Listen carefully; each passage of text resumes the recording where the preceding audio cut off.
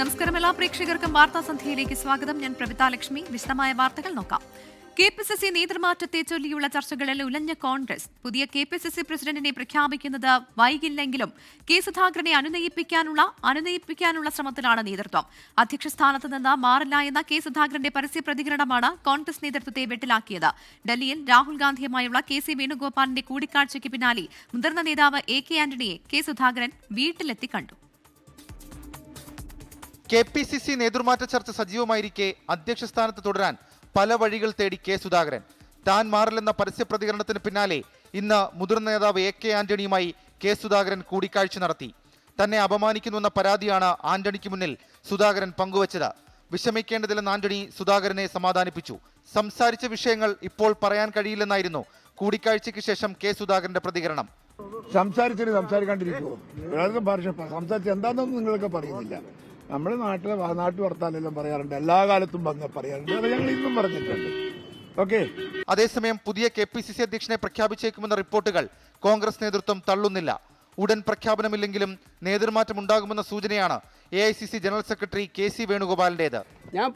ഞങ്ങൾ ആരും പറഞ്ഞിട്ടില്ല ഇന്ന് അനൗൺസ്മെന്റ് ഉണ്ടാവുന്നത്. കോൺഗ്രസ് പാർട്ടിയെ നിങ്ങൾ അങ്ങനെ അണ്ടർ എസ്റ്റിമേറ്റ് ചെയ്യാതെ ഞങ്ങളുടെ പ്രസിഡന്റ് മാറ്റുകയോ മാറ്റാതിരിക്കുകയോ നിലനിർത്തുകയോ ഇതൊക്കെ ചെയ്യാനുള്ള ഉത്തരവാദിത്വങ്ങൾ ഞങ്ങൾക്ക് താ. നേതൃത്വം തീരുമാനിക്കട്ടെ എന്നായിരുന്നു ഇപ്പോഴത്തെ ചർച്ചകളിൽ ഡോക്ടർ ശശി തരൂർ MPയുടെ പ്രതികരണം. അതേസമയം ആലുവയ്ക്ക് പിന്നാലെ പാലക്കാടും സുധാകരനെ അനുകൂലിച്ചുകൊണ്ടുള്ള പോസ്റ്ററുകൾ പ്രത്യക്ഷപ്പെട്ടു. 24 തിരുവനന്തപുരം. പുതിയ കെപിസിസി അധ്യക്ഷനെ സംബന്ധിച്ച ചർച്ചകളിൽ അതൃപ്തി തുറന്നടിച്ച് യൂത്ത് കോൺഗ്രസ്. മുതിർന്ന നേതാക്കൾ പക്വത കാണിക്കണമെന്നും സാധാരണ പ്രവർത്തകന്റെ ആത്മവിശ്വാസം തകർക്കരുത് എന്നും സംസ്ഥാന അധ്യക്ഷൻ രാഹുൽ മാങ്കൂട്ടത്തിൽ MLA പറഞ്ഞു. പാർട്ടിക്ക് അകത്ത് പറയേണ്ടുന്ന പല അഭിപ്രായങ്ങളും പുറത്തു പറഞ്ഞ് പാർട്ടിയെ തിരുത്തിച്ച് അധികാര കേന്ദ്രങ്ങളിലേക്ക് എത്തിയ ആളുകളാണ് കേരളത്തിലെ കോൺഗ്രസിൻ്റെ ഇപ്പോഴത്തെ മുൻനിര നേതൃത്വം മുഴുവൻ. യുവാക്കൾ കാണിക്കുന്ന, ചെറുപ്പക്കാർ കാണിക്കുന്ന ആ പക്വതയും പാകതയും പാർട്ടിയുടെ മുതിർന്ന നേതാക്കന്മാർ ദയവ് ചെയ്ത് കാണിക്കണമെന്ന് വളരെ സ്നേഹത്തോടുകൂടി അഭ്യർത്ഥിക്കുവാൻ ആഗ്രഹിക്കുകയാണ്.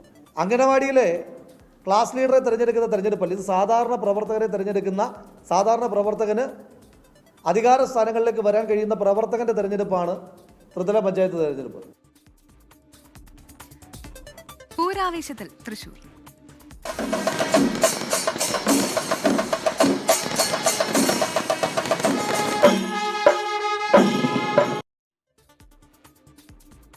പൂരാവേശത്തിൽ തൃശൂർ. നെയ്തലക്കാവിലമ്മയുടെ തിടമ്പേറ്റി എറണാകുളം ശിവകുമാർ തെക്കേ ഗോപുരനട തുറന്നു. ഇതോടെ 36 മണിക്കൂർ നീണ്ടു നിൽക്കുന്ന നാദമേള വർണ്ണവിസ്മയങ്ങൾക്ക് തുടക്കമായി. നാളെയാണ് വിശ്വപ്രസിദ്ധമായ തൃശൂർ പൂരം.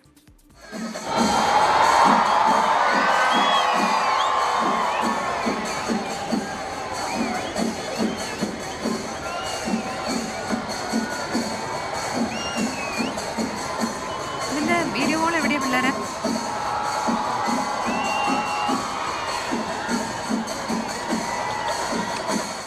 രാവിലെ 8:30 നെയ്തിലക്കാവിലമ്മയുടെ തിടമ്പേറ്റി എറണാകുളം ശിവകുമാർ ആഘോഷപൂർവ്വം വടക്കുംനാഥനിലേക്ക്.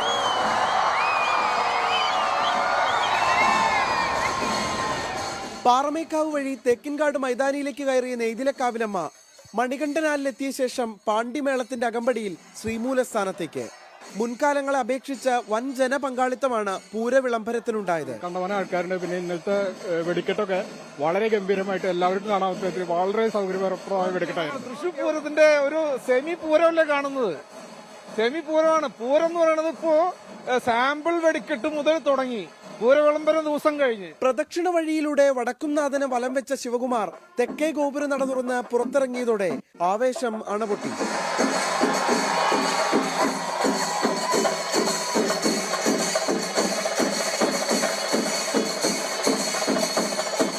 ശ്രീമൂലസ്ഥാനത്തെത്തി നിലപാട് തറയിൽ 3 തവണ ശംഖനാദം ഉയർന്നതോടെ പൂരവിളംബര ചടങ്ങ് പൂർത്തിയായി. നാളെ രാവിലെ കണിമംഗലം ശാസ്താവിന്റെ പൂരമാണ് വടക്കുംനാഥനിലേക്ക് ആദ്യമെത്തുക. ടീം 24 തൃശൂർ. പൂരവിളംബരം കഴിഞ്ഞതോടെ പൂരാവേശത്തിൽ അലിഞ്ഞ് തൃശൂർ. ആയിരക്കണക്കിന് ആളുകളാണ് തൃശൂരിലേക്ക് ഒഴുകിയെത്തുന്നത്. ആനകളുടെ ആരോഗ്യ പരിശോധന ഇപ്പോൾ സ്വരാജ് റൗണ്ടിൽ പുരോഗമിക്കുകയാണ്. പാറമേക്കാവ് വിഭാഗത്തിലെ ഒരാനയ്ക്ക് ഫിറ്റ്നസ് ലഭിച്ചില്ല. തുമ്പിക്കൈയിലെ മുറിവ് കാരണമാണ് ഫിറ്റ്നസ് നിരസിച്ചത്. വിപിൻ സി വിജയനാണ് സ്വരാജ് റൗണ്ടിൽ നിന്ന് ചേരുന്നത്.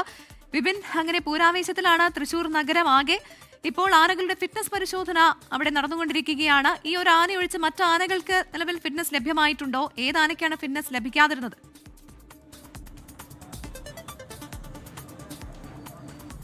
പ്രവിത, തൃശ്ശൂരിന്റെ മുക്കും മൂലയും അത് പൂർണ്ണമായും പൂരത്തിന്റെ ആ ഒരു അലയൊലിയിൽ ഇപ്പോൾ അലിഞ്ഞിരിക്കുന്നു എന്നുള്ളതാണ്. എവിടെ നോക്കിയാലും ആനകളും ആളുകളും ഒക്കെയായി നമ്മൾ തൃശ്ശൂർ പൂരത്തെ അങ്ങ് ആഘോഷിക്കുകയാണ്. അത് എവിടെ നോക്കിയാലും നമുക്ക് കാണാനും സാധിക്കുന്നുണ്ട്. ഇപ്പോൾ ഈ തിരുവമ്പാടി വിഭാഗത്തിന്റെ ആനകളുടെ ഫിറ്റ്നസ് പരിശോധന നടക്കുന്ന സ്ഥലത്താണ് നിൽക്കുന്നത്. നമ്മൾ ഈ കാണുന്നതാണ് തിരുവമ്പാടി ചന്ദ്രശേഖർ. വളരെ ഫാൻ ബേസ് ഉള്ള ഒരു ആനയാണ്. നമ്മൾ തെച്ചിക്കോട്ടുകാവ് രാമചന്ദ്രൻ, അതുപോലെ തന്നെ എറണാകുളം ശിവകുമാർ എന്നൊക്കെ പറയുന്ന പോലെ തന്നെ ഒരുപാട് ആരാധകരുള്ള ഒരു ആനയാണ് തിരുവമ്പാടി ചന്ദ്രശേഖർ. തിരുവമ്പാടി ചന്ദ്രശേഖരാണ് നാളെ തിരുവമ്പാടിയിലെ മടത്തിൽ വരവിന്റെ സമയത്ത് ഭഗവതിയുടെ തിടമ്പേറ്റി ശ്രീമൂലസ്ഥാനത്തേക്ക് വരിക. ഒപ്പം തന്നെ തിരുവമ്പാടി കണ്ണനുണ്ട്. രാവിലത്തെ തിരുവമ്പാടിയിലെ ആഘോഷങ്ങൾ തുടങ്ങുന്ന, അവിടുത്തെ ഉത്സവം തുടങ്ങുന്നത് തിരുവമ്പാടി കണ്ണനായിരിക്കും. ആ സമയത്ത് തിടമ്പേറ്റുക. ഈ രണ്ട് ആനകളാണ് ഇപ്പോൾ തിരുവമ്പാടി ചന്ദ്രശേഖരന് ഫിറ്റ്നസ് ലഭിച്ചിരിക്കുന്നു. ഇതുപോലെ തന്നെ പാറമേക്കാവ് ഭാഗത്തും ആനകളുടെ പരിശോധനകൾ നടന്നുകൊണ്ടിരിക്കുകയാണ്. ഈ ആനകളുടെ പരിശോധനയിലാണ് ഒരാനയ്ക്ക് ഇപ്പോൾ ഫിറ്റ്നസ് ലഭിക്കാതെ വന്നിരിക്കുന്നത്. അത് തുമ്പിക്കൈയിലെ ഒരു മുറിവ് കാരണമാണ് ആനയ്ക്ക് ഫിറ്റ്നസ് തള്ളിയിരിക്കുന്നത്. മൃഗസംരക്ഷണ വകുപ്പിലെ എലിഫന്റ് സ്ക്വാഡാണ് ഈ പരിശോധനകൾ നടത്തുന്നത്. ഈ സ്ക്വാഡാണ് ഇപ്പോൾ ഫിറ്റ്നസ് നൽകേണ്ടതില്ല എന്നൊരു തീരുമാനം എടുത്തിരിക്കുന്നത്. അപ്പോൾ ആനയെ അതിൽ നിന്ന് ഒഴിവാക്കിയിരിക്കുകയാണ്. പാറമേക്കാവ് വിഭാഗത്തിന്റെ 29 ആനകളുടെ ആരോഗ്യ പരിശോധനയാണ് ഇപ്പോൾ നടന്നു കഴിഞ്ഞിരിക്കുന്നത്. ഇതിൽ ഒരാനയ്ക്ക് ഒഴിച്ച് ബാക്കി 28 ആനകൾക്കും ഫിറ്റ്നസ് ലഭിച്ചിട്ടുണ്ട്. ഈ തിരുവമ്പാടി വിഭാഗത്തിൽ ഏകദേശം ഒരു 15 ആനകളുടെ പരിശോധനയാണ് ഏകദേശം പൂർത്തിയായിരിക്കുന്നത്. ഇതിൽ എല്ലാ ആനകളേക്കും പരിശോധന ലഭിച്ചിട്ടുണ്ട് എന്നുള്ളത് കൂടിയാണ്. 2 തരത്തിലുള്ള പരിശോധന നടക്കുന്നുണ്ട്. ഒന്ന്, വനം വകുപ്പ് ഈ ആനകൾക്കൊക്കെ ഒരു ചിപ്പ് ഉണ്ടാവും. ആ ചിപ്പിൽ ഇതിന്റെ ഓണർഷിപ്പും മറ്റു കാര്യങ്ങളൊക്കെ ഉണ്ടാകും. ഇൻഷുറൻസിനെയൊക്കെ സംബന്ധിച്ചുള്ള വിവരങ്ങൾ ആ ചിപ്പിലൂടെയാണ് അറിയാൻ സാധിക്കുന്നത്. ആ ഒരു പരിശോധന ഒരു വശത്ത് നടക്കുന്നുണ്ട്. മറ്റൊന്നുള്ളത് വെറ്റിനറി ഡോക്ടർമാരുടെ നേതൃത്വത്തിലുള്ള സംഘത്തിന്റെ പരിശോധനയാണ്. അത് അങ്ങനെയും നടക്കുന്നുണ്ട്. അപ്പോൾ ഓരോ ആനകളായി വരിവരിയായി ഇങ്ങോട്ടേക്ക് ഈ പരിശോധനകൾക്കായി എത്തിക്കൊണ്ടിരിക്കുകയാണ്. ഒരുവിധം എല്ലാ ആനകളെയും ഇതിനു മുൻപ് തന്നെ പരിശോധന നടത്തിയതും ആരോഗ്യകരമല്ലാത്ത ആനകളാണ് എന്നുണ്ടെങ്കിൽ അതിനൊക്കെ മാറ്റി നിർത്തിയിട്ടുണ്ടാവും. അതുകൊണ്ട് തന്നെയാണ് കൂടുതലായും ഫിറ്റ്നസ് പെട്ടെന്ന് ലഭിക്കുന്നു എന്നുള്ളത് കൂടി കണക്കാക്കേണ്ടതുണ്ട്. ഇതിനു മുൻപ് തന്നെ ഈ ഒരു സൂചിപ്പിച്ചതുപോലെ തന്നെ ഒരുപാട് ഫാൻ ബേസ് ഉള്ള ആനകളൊക്കെ ഇവിടേക്ക് എത്തുന്നുണ്ട്. ഇനി എത്ര ആനകളുടെ കൂടി പരിശോധന പൂർത്തിയാകേണ്ടതുണ്ട്? എത്ര ആനകളാണ് ആകെ ഈ തൃശ്ശൂർ പൂരത്തിൽ പങ്കെടുക്കുന്നത് എന്നുള്ള കണക്കുകളൊക്കെ ലഭ്യമാകുന്നുണ്ടോ?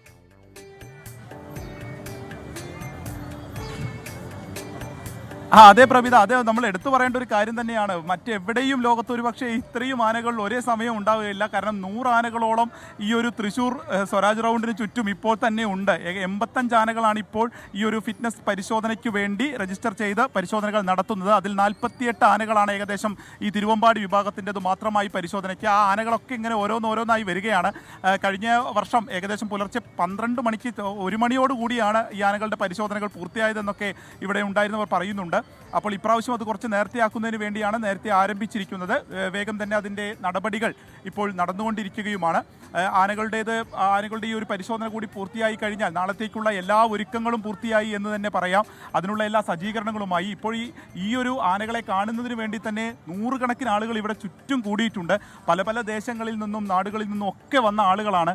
അപ്പോൾ നാളെ രാവിലെ ആയിക്കഴിഞ്ഞാൽ ഈ ഘടകപൂരങ്ങളുടെ ഒരു വരവുണ്ട്. പാറമേക്കാവ് തിരുവമ്പാടി പൂരങ്ങളുടെ ഒരു വലിയ ഉത്സവത്തോടു കൂടി തന്നെയുള്ള ഒരു വരവുണ്ട്. അതിൽ മടത്തിൽ വരവ്, ഒപ്പം തന്നെ ഇലഞ്ഞിത്തറമേളം, അങ്ങനെ നമ്മൾ കാണാൻ കുടമാറ്റവും വെടിക്കെട്ടും ഒക്കെ ആയിട്ട് കാണാൻ കൊതിക്കുന്ന ഒരുപാട് കാര്യങ്ങൾ, മറ്റെന്തൊക്കെ വിഷയങ്ങളും വിഷമങ്ങളും ഒക്കെ ഉണ്ടെങ്കിലും അത് ഈ ഒരൊറ്റ ദിവസം മറന്നു പോകുന്നു. നമ്മൾ തൃശ്ശൂർ പൂരത്തിൽ അലിയുന്നു എന്നുള്ളതാണ് ഏതൊരു മലയാളിയുടെയും സ്വകാര്യ അഹങ്കാരം. അപ്പോൾ നാളെ രാവിലത്തേക്ക് വേണ്ടിയുള്ള കാത്തിരിപ്പിലാണ് ഇവിടേക്ക് എത്തുന്ന ഓരോ ആളുകളും.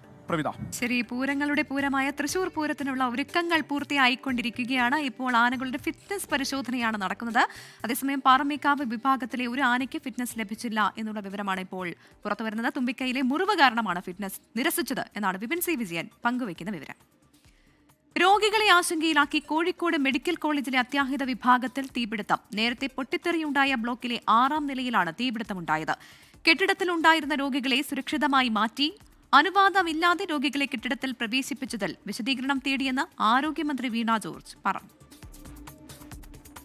മെഡിക്കൽ കോളേജിൽ ഷോർട്ട് സർക്യൂട്ട് ഉണ്ടായ പുക ഉയർന്ന വിവാദം പൂർണ്ണമായും കെട്ടടങ്ങുന്നതിന് മുമ്പാണ് അതേ കെട്ടിടത്തിൽ തീപിടുത്തമുണ്ടായത്. 6ാം നിലയിലെ ഓപ്പറേഷൻ തിയേറ്റർ ബ്ലോക്കിൽ തീപിടുത്തമുണ്ടാവുകയും പുക ഉയരുകയും ചെയ്തു. പിന്നാലെ അഗ്നിരക്ഷാസേന എത്തി തീ അണച്ചു. അപകട സമയത്ത് 3ഉം 4ഉം ബ്ലോക്കുകളിൽ 20ഓളം രോഗികൾ ഉണ്ടായിരുന്നു. കഴിഞ്ഞ ദിവസത്തെ അപകടത്തിന്റെ പശ്ചാത്തലത്തിൽ ഇവിടെ നിന്ന് മാറ്റിയ രോഗികളെ തിരികെ പ്രവേശിപ്പിച്ചതിൽ വീഴ്ച ഉണ്ടായോ എന്ന് പരിശോധിക്കുമെന്ന് ആരോഗ്യമന്ത്രി വീണ ജോർജ്. 2, 3, 4 ഫ്ലോറുകളിൽ പേഷ്യൻസിനെ പ്രവേശിപ്പിച്ചതായിട്ട് കാണുന്നുണ്ട്. പക്ഷേ അത് അങ്ങനെ പ്രവേശിപ്പിക്കാൻ പാടില്ലായിരുന്നു എന്നുള്ളതാണ്. ടോട്ടലായിട്ട് അത് എല്ലാ പരിശോധനയും ഇപ്പോൾ ഈ നിലകളുടെ പരിശോധന കഴിഞ്ഞപ്പോൾ അവിടേക്ക് രോഗികളെ പ്രവേശിപ്പിച്ചു എന്നുള്ളതാണ് അവർ പറഞ്ഞത്.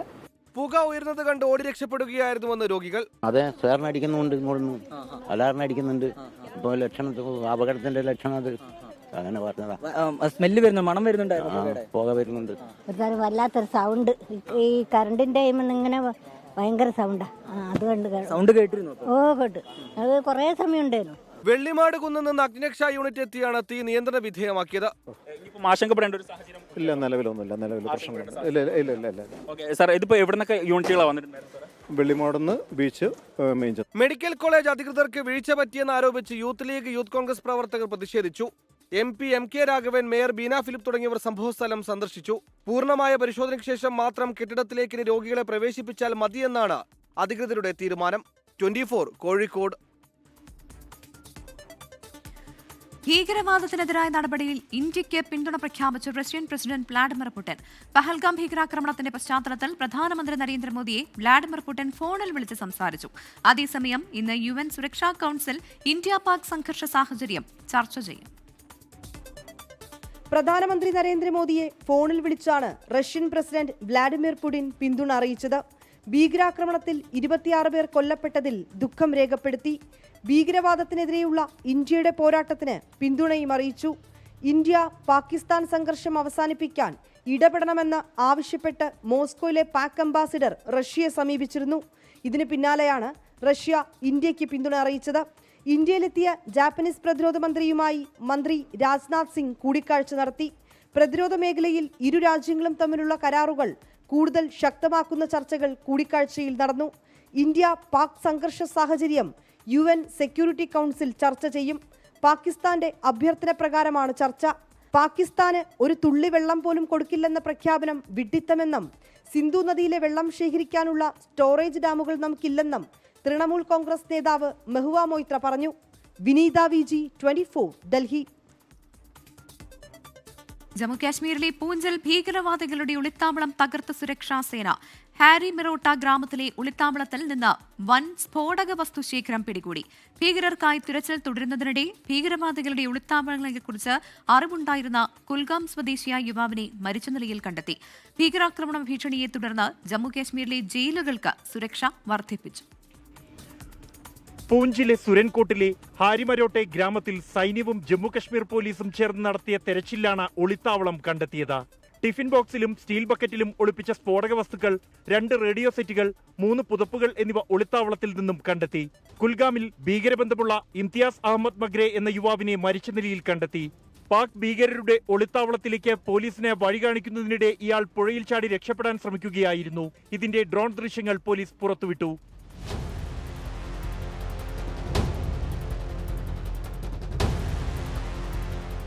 ഏപ്രിൽ 23-ന് ഇയാൾ നൽകിയ വിവരങ്ങളുടെ അടിസ്ഥാനത്തിൽ സുരക്ഷാസേന ഒരു പാക് ഭീകരത്താവളം കണ്ടെത്തിയിരുന്നു. സേനയ്ക്ക് നേരെ വെടിയുതിർത്ത ഭീകരർ രക്ഷപ്പെട്ടിരുന്നു. അതിനിടെ നിയന്ത്രണ രേഖയിൽ പാകിസ്ഥാൻ പ്രകോപനം തുടരുകയാണ്. തുടർച്ചയായ 11ാം ദിവസവും പാക് സൈന്യം വെടിനിർത്തൽ കരാർ ലംഘിച്ചു. കുപ്വാര, ബാരാമുള്ള, പൂഞ്ച്, രജൌരി, മെന്ദർ, നൌഷേര, സുന്ദർബാനി, അഖ്നൂർ എന്നീ മേഖലകളിലാണ് പാക് സൈന്യം വെടിവെപ്പ് നടത്തിയത്. ഇന്ത്യൻ സൈന്യം തിരിച്ചടിച്ചു. അതിനിടെ ജമ്മു കശ്മീരിലെ ജയിലുകളിൽ ഭീകരാക്രമണം ഉണ്ടായേക്കുമെന്ന് ഇന്റലിജൻസ് റിപ്പോർട്ട് ലഭിച്ചു. സംസ്ഥാനത്തെ ജയിലുകളിൽ സുരക്ഷ ശക്തമാക്കി.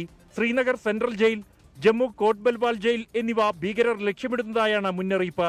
പ്രാദേശിക ഭീകരർക്കെതിരായ നടപടിയുടെ ഭാഗമായി 90 പേർക്കെതിരെ പബ്ലിക് സേഫ്റ്റി ആക്ട് ചുമത്തി. 2800 പേരെ കസ്റ്റഡിയിലെടുത്തു. അതിർത്തി കടന്നെത്തിയ ഭീകരർക്കും നാട്ടിലുള്ള സഹായികൾക്കുമായി കാടും നാടും അരിച്ചുപെറുക്കുകയാണ് സുരക്ഷാ സേന. താഴ്വരയിൽ നിന്നും ഭീകരവാദത്തെ തുടച്ചു നീക്കുകയാണ് ലക്ഷ്യം.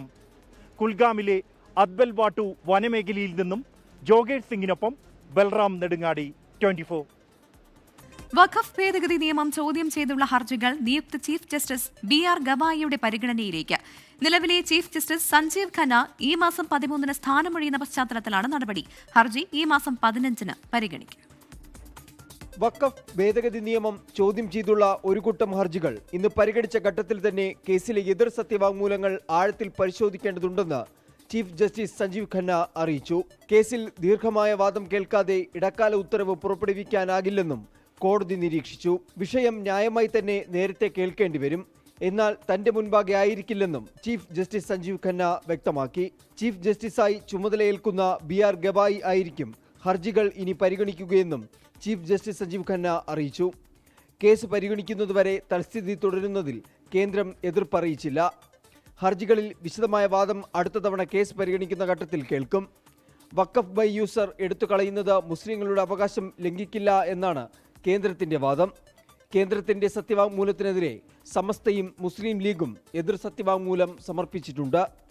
R. അച്യുതൻ, 24, ഡൽഹി. കൊല്ലം കുന്നിക്കോട് പേവിഷബാധയേറ്റ് ചികിത്സയിലായിരുന്ന 7 വയസ്സുകാരി നിയ ഫൈസലിന് വിട നൽകി നാട്. തിരുവനന്തപുരം SAT ആശുപത്രിയിൽ ചികിത്സയിലായിരിക്കെ രാത്രിയിലായിരുന്നു മരണം.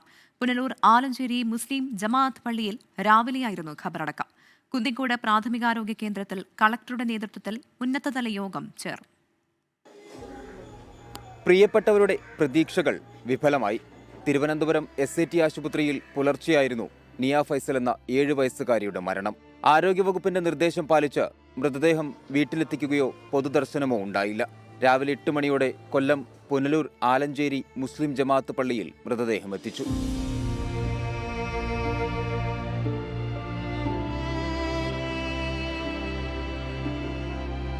നിയയുടെ സഹോദരൻ ഇഷാന്റെ കരച്ചിൽ ചുറ്റുമുള്ളവരുടെ സങ്കടം ഇരട്ടിയാക്കി.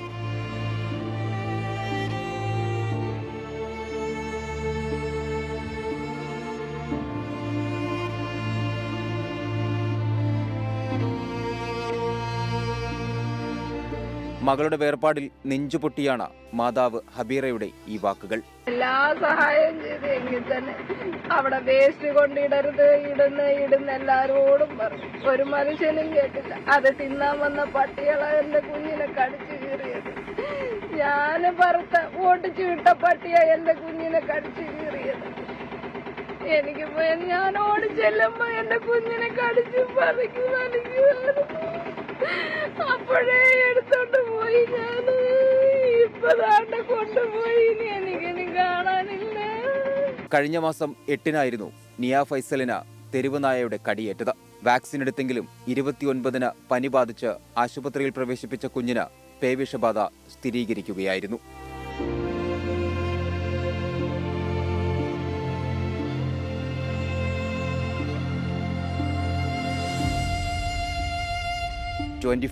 കൊട്ടാരക്കര. നോക്കാം ഇപ്പോഴത്തെ കാലാവസ്ഥ.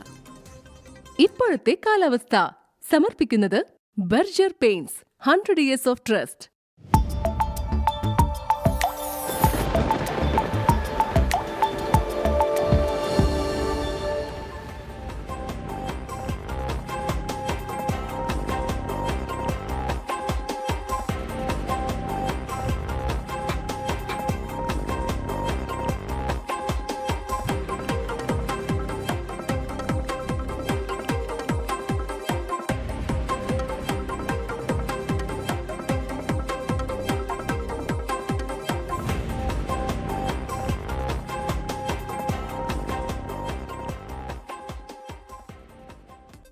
ഇന്നത്തെ സ്വർണ്ണവില.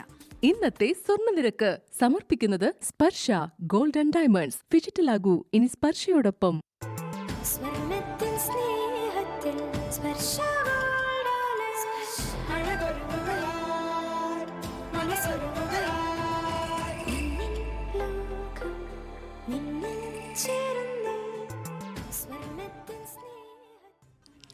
ഇതോടെ വാർത്താസന്ധ്യയുടെ സമയം ഇവിടെ പൂർണ്ണമാകുന്നു.